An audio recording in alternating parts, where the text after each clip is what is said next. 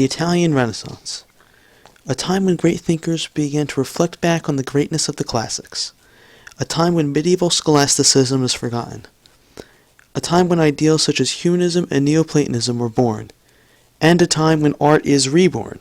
Yes, art history is important whether we like it or not. In the Renaissance, you will see the return of pagan gods and goddesses in art, as well as emphasis on the man. Today we'll be analyzing the paintings of one great Renaissance artist in particular, and that man is Titian, also known as Tiziano Veselio. Now, a quick background on Titian. Not much is known about Titian's life. It is thought he was born in the late 1400s and died of the plague in 1576. We do know, however, that he was an apprentice mosaicist under Italian artist Giovanni Bellini. Now, Bellini had a rather revolutionary view on art, believing that everything in a painting, from the people to the background, should be thought of as one entity, and that each component was vital to the piece as a whole. Titian is going to adopt Bellini's view, and he is going to try to accomplish this idea of a painting being one entity by blending air, light, and color together to create a harmonized image that is new to the world of art, even by Renaissance standards. Titian is going to be known as a colorist. He's going to forego the complicated math utilized by other artists, such as Michelangelo and Leonardo da Vinci, and instead he's going to use color to emphasize importance and bring balance to his paintings. In order to do this successfully, Titian is going to adopt the most colorful pigments available to him to give his image a kind of pop.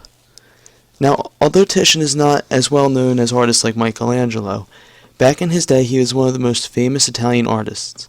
As a matter of fact, it is stated that on one occurrence, when Titian was painting in front of King Charles V, he dropped his paintbrush, only to have it retrieved for him by the king himself. Now, back in the day, you knew you were legit if the king would actually pick up your paintbrush for you. Alright, so this painting is a classic example of the controversy Titian is going to bring to the table with his paintings. This painting is known as the Madonna of the Pizarro family. It depicts a rather interesting scene between a powerful Italian family and the Holy Family. Titian was actually commissioned to paint this picture by Jacopo Pizarro, who was the commander of the papal fleet at the time. The piece is a commemoration of Jacopo and the papal fleet's victory over the Turks in 1502. This piece actually troubles Titian, and he'll change the concept 3 times before coming up with this specific image. The painting depicts Jacopo Pizarro, seen here, kneeling before the throne of Mary. Behind him we have Saint Martin, right here, who is wielding the banner of papal arms, while dragging a Turkish prisoner behind him.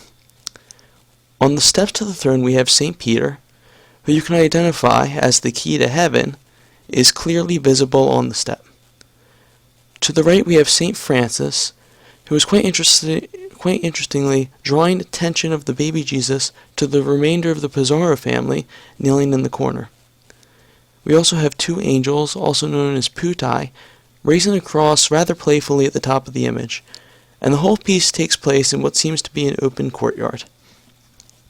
Rather obviously, this painting is putting the Pizarro family in the most positive light possible, as, just as we saw with the Medici, they are portrayed being in the presence of the most important family of all, the Holy Family. Also, if you look at the painting closely, all eyes are on Jacopo Pizarro, as you can see Mary, St. Peter, Francesco Pizarro, all eyes are looking at Jacopo Pizarro, which exemplifies his role as the head of the papal forces. It is also rather intriguing that Christ's attention is on the Pizarro family, as in previous paintings during the medieval times, all the attention would be on Christ. Just the fact that the Pizarro family is not only in the portrait with the Holy Family, but also interacting with them, shows how very Renaissance this portrait is, placing the man in a higher value system than was present in the Middle Ages. It is also interesting that this piece is built on color and diagonals rather than the vertical and horizontal grids that mostly characterize Renaissance art. As you can see, everything's kind of on an angle here, going up. But again, Titian is utilizing Bellini's idea of the piece as one to combine all the elements of the piece into one unit. For instance, as you can see, the red of Francesco Pizarro's garment, and the red of the banner diagonally across from him contrast with St. Peter's blue and yellow garment and Mary's red and blue outfit. Also, the use of reds on either side of the painting gives the painting a sort of balanced color on either side. The same can be said with Jacopo's darker garments and St. Francis's darker garments on both sides of the painting. This piece also shows Titian's mastery of shadow, as the shadow on the columns adds to the depth of the painting, as you can see here with the clouds adding the shadow here, and the shadow on the columns here. Now, Titian, although he did try to implement some of the mathematics, he wasn't as good as the other artists. As you can see, the columns, which are supposed to show depth, they don't look quite as right as some of the other artists like Michelangelo or Leonardo da Vinci would portray. So he'll use shadow to add depth. Now, of course, this piece was extremely controversial among Titian's contemporaries for a number of reasons. One of the biggest reasons is the fact that the Virgin Mary is not in the center of the picture, which was borderline blasphemous at the time. Also, St. Francis and St. Peter are not symmetrically on either side of the painting, which contemporaries thought would make the painting look unbalanced and awkward. And again, the surrounding characters are actually interacting with Mary and Jesus, which is pretty much as Renaissance as you can get. Titian's contemporaries, however, are shut down when Titian's brilliant mastery of color balances the picture out perfectly. As you can see, you have a lot of bright colors. I talked about earlier, the reds balancing each other on either side of the painting. Although the painting is lopsided, kind of going up on a diagonal, the painting nonetheless is balanced based on his usage of color. Now, another interesting Renaissance touch Titian adds is the face looking out at us at the bottom, right there, at the corner of the painting, engaging the viewer as if they were part of the action of the painting. Very Renaissance idea. Overall, this piece showcases the mastery of light and color that Titian uses is just as effective as the careful mathematics other Renaissance artists use to create a balanced painting. And this work is going to preview techniques that artists will use in the 1600s. So the next work by Titian, Bacchus and Ariadne, shows us the revival of art showcasing Roman gods and goddesses in art. This is an art piece that Titian creates for the d'Este family's palace, and it tells a love story between the god of wine, who is Bacchus, and the daughter of King Minos of Crete, Ariadne. Now, in the painting, quick backstory, Ariadne's husband, Theseus, from Theseus and the Minotaur, abandons her on the island of Naxos at night. Now, when she awakes, she weeps for her lover, and as you can see here, this is Ariadne. She is portrayed wildly waving at Theseus's fleeing boat just above her shoulder. If you can see it, it is rather small. Now, on the right side of the painting, we have Bacchus entering with his party of followers. Now, Bacchus's chariot is being pulled by two cheetahs. As you can see, there is lots of wild uproar and party among Bacchus's followers. After all, he is the god of wine. And Ariadne seems to be turning her head to see what all the commotion is about. When she does this, Ariadne and Bacchus lock eyes, and Bacchus will instantly fall in love with her. Now, it appears that Bacchus sort of crazily leaps from his chariot at this point, and Ariadne looks slightly terrified. But I guess we would all be if a wild naked man was jumping at us too. Anyway, Bacchus remedies the situation by offering to turn Ariadne into an eternal constellation, which can be seen above her head in the painting right there. I find this painting to be very powerful, as we have this seemingly electric silence between all of the characters, sort of frozen in time. If you look specifically to Ariadne and Bacchus, only the blue sky is between their gaze, which sort of emphasizes the sheer power of a god falling in love with a mortal. Now, this painting is especially a signature piece for Titian, as he utilizes most of his skills in this.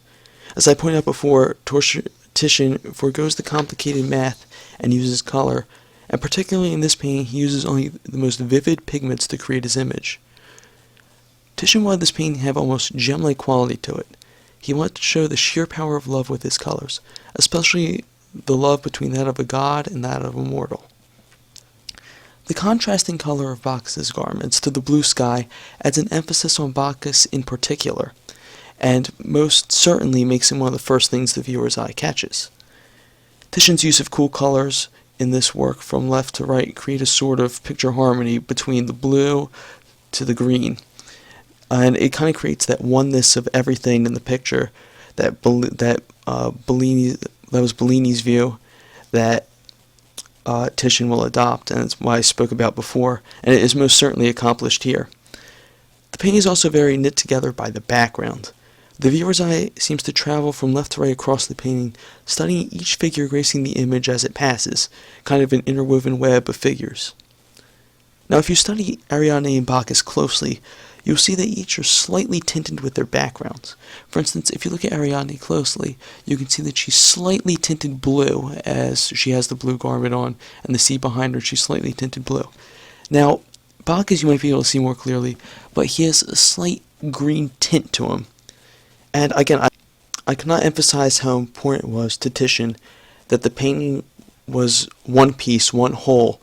So this tinting of each other's bodies with their backgrounds kind of creates this one whole pure picture instead of a picture with many different elements going on in it. These flesh tones also instill a sort of warmth to the image. The human body is not as yellow or yolkish as we see it portrayed in the Middle Ages. It looks more human than it would in paintings in the Middle Ages. Titian also showcases in this painting his usage of texture to bring out the areas of pure color. Now, if you look at this white drapery right here in the bottom left-hand corner, that is just one color, but he uses texture to give it a sort of pop, a sort of flare. The same can be seen with Bacchus's drape right here. It's one color, but he uses texture carefully to give it a sort of flare to it. Now, perhaps the most important ideal that Bacchus works into this painting is the ideal of Neoplatonism. First things first, every figure in this picture is portrayed with a powerful, muscular body, the ideal form of the human. If you look at Bacchus as he energetically leaps from the chariot, you'll find that his drape flails rather unrealistically and wildly to the right, and that his foot is supported by nothing. As a matter of fact, if you looked at every figure in this painting, you'll find that they are all performing two distinct actions at the same time. Bacchus is leaping towards Ariadne, but at the same time his arms are flailing behind him. Ariadne's body is turned towards the ship, but at the same time her head is turned facing Bacchus. And the man with the snake around him right here seems to be running forward, but he's also reaching backwards at the same time. All these motions are rather unrealistic, and these are the motions that defined Neoplatonic art. In this painting, Bacchus uses every trick up his sleeve to create a perfectly harmonized and balanced image. Now, when reflecting on Titian, it is apparent that he had a very Neoplatonic way of portraying figures. He mastered shadows to add depth, and took picture harmony to a new level. Titian art is a prelude to that art of the 1600s, and that of using color to balance out images. And there's my works cited.